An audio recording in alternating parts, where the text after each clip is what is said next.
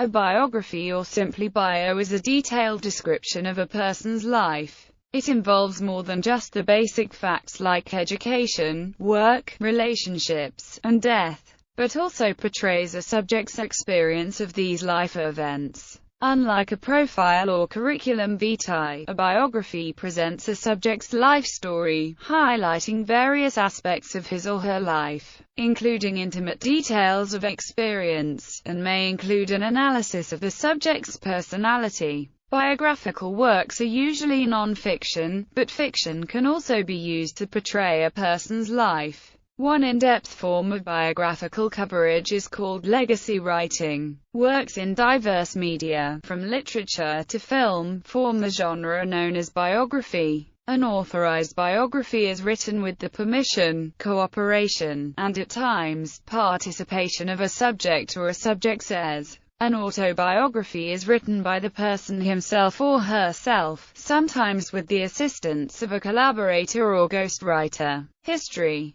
At first, biographical writings were regarded merely as a subsection of history, with a focus on a particular individual of historical importance. The independent genre of biography, as distinct from general history writing, began to emerge in the 18th century, and reached its contemporary form at the turn of the 20th century. Historical biography. One of the earliest of the biographers was Plutarch, and his Parallel Lives, published about 80 AD, covers prominent figures in the classical world. In 44 BC, Cornelius Nepos published a biographical work, his Vitae Imperatorum, perhaps the earliest extant biography that does not contain mythological material is the Lives of the Caesars by Suetonius. In the early Middle Ages there was a decline in awareness of the classical culture in Europe. During this time, the only repositories of knowledge and records of the early history in Europe were those of the Roman Catholic Church. Hermits, monks, and priests used this historic period to write biographies.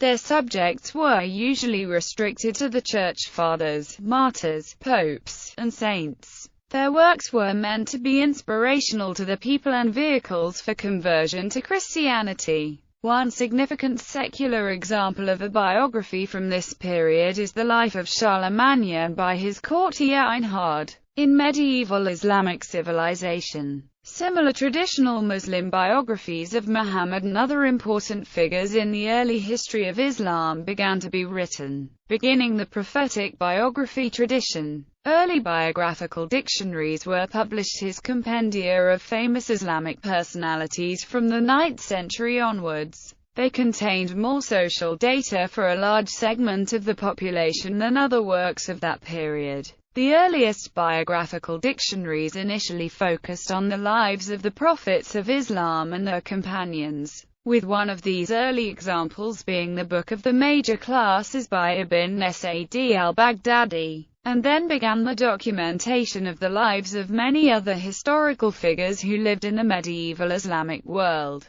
By the late Middle Ages, biographies became less church-oriented in Europe as biographies of kings, knights, and tyrants began to appear. The most famous of such biographies was La Morte d'Arthur by Sir Thomas Malory. The book was an account of the life of the fabled King Arthur and his Knights of the Round Table. Following Malory, the new emphasis on humanism during the Renaissance promoted a focus on secular subjects, such as artists and poets, and encouraged writing in the vernacular. Giorgio Vasari's Lives of the Artists was the landmark biography focusing on secular lives. Vasari made celebrities of his subjects, as the lives became an early bestseller. Two other developments are noteworthy: the development of the printing press in the 15th century and the gradual increase in literacy. Biographies in the English language began appearing during the reign of Henry VIII.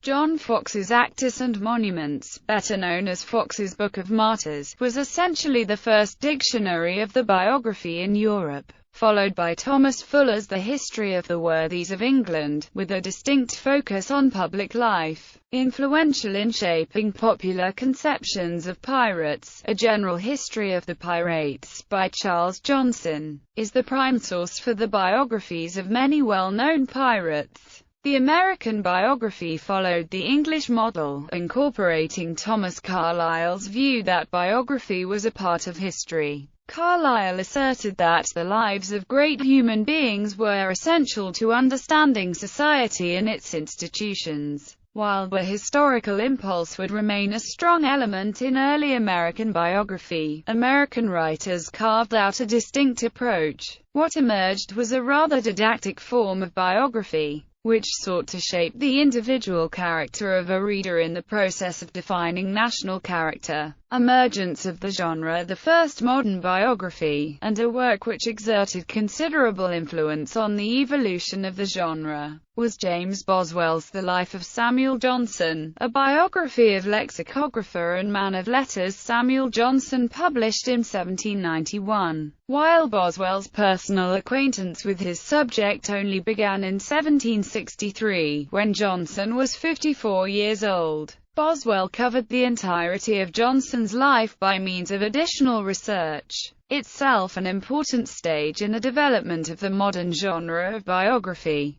It has been claimed to be the greatest biography written in the English language. Boswell's work was unique in its level of research, which involved archival study, eyewitness accounts and interviews, its robust and attractive narrative, and its honest depiction of all aspects of Johnson's life and character, a formula which serves as the basis of biographical literature to this day. Biographical writing generally stagnated during the 19th century. In many cases there was a reversal to the more familiar hagiographical method of eulogizing the dead, similar to the biographies of saints produced in medieval times. A distinction between mass biography and literary biography began to form by the middle of the century, reflecting a breach between high culture and middle-class culture. However, the number of biographies in print experienced a rapid growth, thanks to an expanding reading public. This revolution in publishing made books available to a larger audience of readers. In addition, affordable paperback editions of popular biographies were published for the first time. Periodicals began publishing a sequence of biographical sketches.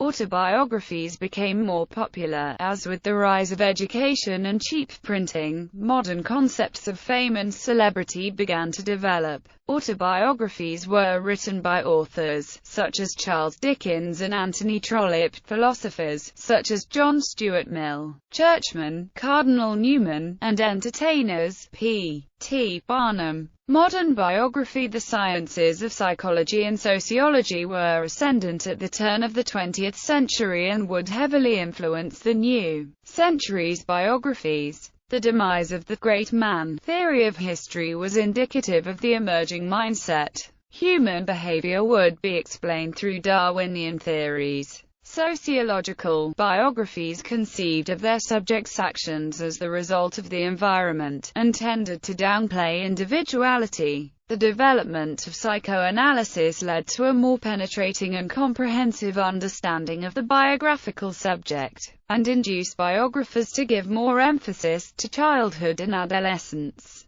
Clearly these psychological ideas were changing the way biographies were written, as the culture of autobiography developed, in which the telling of one's own story became a form of therapy. The conventional concept of heroes and narratives of success disappeared in the obsession with psychological explorations of personality. British critic Lytton Strachey revolutionized the art of biographical writing with his 1918 work Eminent Victorians, consisting of biographies of 4 leading figures from the Victorian era: Cardinal Manning, Florence Nightingale, Thomas Arnold and General Gordon. Strachey set out to breathe life into the Victorian era for future generations to read. Up until this point, as Strachey remarked in the preface, Victorian biographies had been as familiar as the cortege of the Undertaker, and wore the same air of slow, funereal barbarism. Strachey defied the tradition of 2 fat volumes of undigested masses of material, and took aim at the 4 iconic figures. His narrative demolished the myths that had built up around these cherished national heroes, whom he regarded as no better than a set of mouth-bungled hypocrites. The book achieved worldwide fame due to its irreverent and witty style, its concise and factually accurate nature, and its artistic prose. In the 1920s and 30s, biographical writers sought to capitalize on Strachey's popularity by imitating his style. This new school featured iconoclasts, scientific analysts, and fictional biographers and included Gamaliel Bradford, André Maurois, and Emile Ludwig, among others. Robert Graves stood out among those following Strachey's model of debunking biographies. The trend in literary biography was accompanied in popular biography by a sort of celebrity voyeurism. In the early decades of the century, this latter form's appeal to readers was based on curiosity more than morality or patriotism. By World War I, cheap hardcover reprints had become popular. The decades of the 1920s witnessed a biographical boom. The feminist scholar Carolyn Heilbronn observed that women's biographies and autobiographies began to change character during the second wave of feminist activism. She cited Nancy Milford's 1970 biography Zelda as the beginning of a new period of women's biography, because only in 1970 were we ready to read not that Zelda had destroyed Fitzgerald, but Fitzgerald her. He had usurped her narrative. Heilbronn named 1973 as the turning point in women's autobiography, with the publication of May Sarton's Journal of a Solitude, for that was the first instance where a woman told her life story, not as finding beauty even in pain, and transforming rage into spiritual acceptance, but acknowledging what had previously been forbidden to women, their pain, their rage, and their open admission of the desire for power and control over one's life. In recent years, multimedia biography has become more popular than traditional literary forms. Along with documentary, biographical films, Hollywood produced numerous commercial films based on the lives of famous people. The popularity of these forms of biography have led to the proliferation of TV channels dedicated to biography, including A&E, the Biography Channel and the History Channel. CD-ROM and online biographies have also appeared.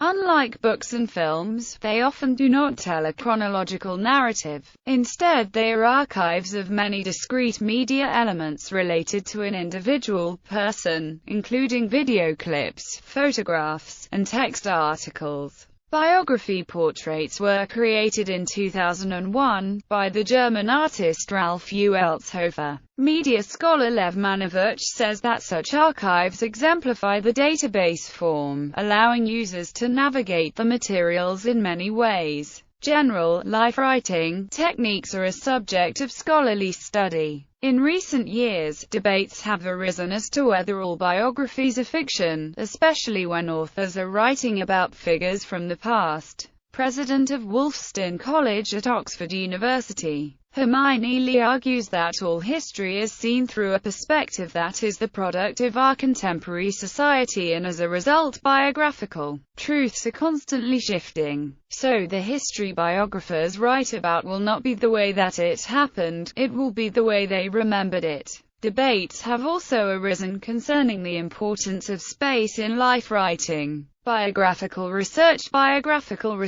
is defined by Miller and Brewer as a research method that collects and analyses a person's whole life, or portion of a life, through the in-depth and unstructured interview, or sometimes reinforced by semi-structured interview or personal documents. It is a way of viewing social life in procedural terms, rather than static terms. The information can come from oral history, personal narrative, biography and autobiography, or diaries, letters, memoranda and other materials. The central aim of biographical research is producing rich descriptions of persons or conceptualize structural types of actions, which means to understand the action logics or how persons and structures are interlinked. And this method can be used to understand an individual's life within its social context or understand the cultural phenomena. Book awards. Several countries offer an annual prize for writing a biography, such as the Drainey Taylor Biography Prize, Canada. National Biography Award, Australia. Pulitzer Prize for Biography or Autobiography, United States. Whitbread Prize for Best Biography, United Kingdom. J.R. Ackley Prize for Autobiography, United Kingdom. Prix Goncourt de la Biographie, France.